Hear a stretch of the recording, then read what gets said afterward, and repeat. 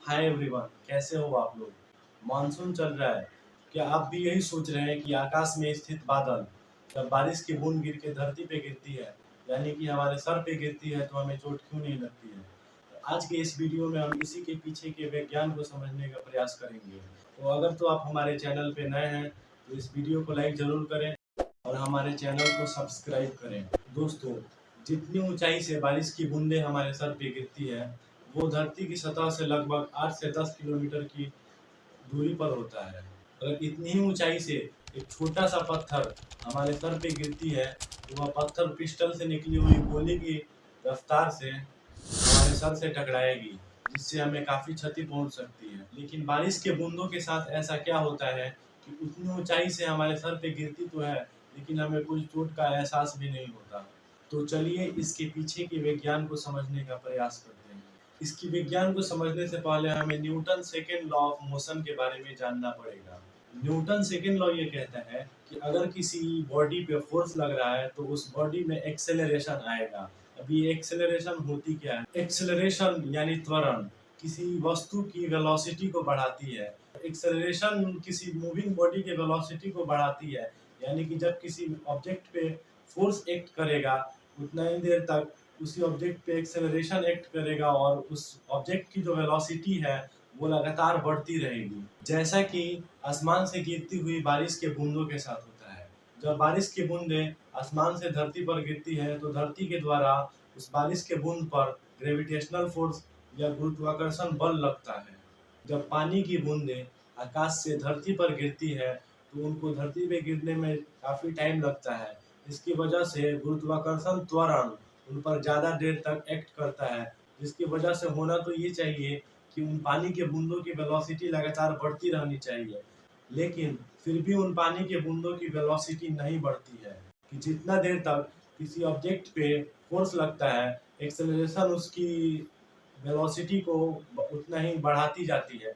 लेकिन पानी के बूंदों के साथ ऐसा क्या हो रहा है कि उनकी वेलोसिटी बढ़ने के बजाय एक कांस्टेंट ही रह रही है। इसका जवाब है एयर ड्रैग फोर्स। जी हाँ दोस्तों, एयर ड्रैग फोर्स ही है जो पानी के बूंदों के वेलोसिटी को कांस्टेंट रखने में मदद करता है। अब ये एयर ड्रैग फोर्स होता क्या है, आइए इसको समझते हैं। सबसे पहले तो ये जान लेते हैं कि एयर ड्रैग फोर्स की जो डायरेक्शन होती है वो ग्रेविटेशनल फोर्स के डायरेक्शन से ऑपोजिट होती है। एयर ड्रैग फोर्स को समझते हैं। जब बारिश की बूंदें आकाश से हमारी धरती पे गिरती है तो वायुमंडल में उपस्थित बहुत सारे एयर मॉलिक्यूल जो कि पानी के बूंदों के साथ टकराते हैं और पानी के बूंदों के साथ टकरा के उन पे एक फोर्स एग्जर्ट करते हैं, जिसे ही हम एयर ड्रैग फोर्स कहते हैं। गैस के मॉलिक्यूल जब भी किसी ऑब्जेक्ट के सरफेस पे फोर्स लगाएंगे तो उसे ही हम एयर ड्रैग फोर्स कहते हैं। अगर हम एयर ड्रैग फोर्स के मैथमेटिकल रिप्रेजेंटेशन को देखेंगे तो मालूम ये होता है कि एयर ड्रैग फोर्स जो है मूविंग ऑब्जेक्ट की वेलोसिटी के डायरेक्टली प्रोपोर्शनल होता है। जितना ही ज़्यादा ऑब्जेक्ट की वेलोसिटी होगी उतना ही ज़्यादा वो ऑब्जेक्ट एयर मॉलिक्यूल के साथ कोलैप्स करेगा और उस पे air drag force gravitational force के ऑपोजिट डायरेक्शन में ज़्यादा से ज़्यादा इफेक्ट करेगा। या आसान भाषा में कहें तो जितना ही ज़्यादा उस ऑब्जेक्ट की वेलोसिटी होगी उस पर एयर ड्रैग फोर्स का प्रभाव उतना ही ज़्यादा होगा। इसके अलावा एयर ड्रैग फोर्स जो है ऑब्जेक्ट की साइज पर भी डिपेंड करता है। ऑब्जेक्ट की साइज जितनी बड़ी होगी उस पे एयर ड्रैग फोर्स का प्रभाव भी उतना ही ज़्यादा होगा। एयर ड्रैग फोर्स का मैथमेटिकल रिप्रेजेंटेशन होता है 6 पाई आर नीटा वी, जहाँ पे आर जो है उस ऑब्जेक्ट की साइज से रिलेटेड है और नीटा विस्कोसिटी से और वेलोसिटी उस ऑब्जेक्ट की वेलोसिटी से रिलेटेड है। अब हम जानेंगे कि एयर ड्रैग फोर्स बारिश के बूंदों पर एक्ट कैसे करता है। दोस्तों, जब आसमान से बारिश की बूंदें धरती पे गिरती है तो उन बारिश के बूंदों का साइज स्फेरिकल होता है।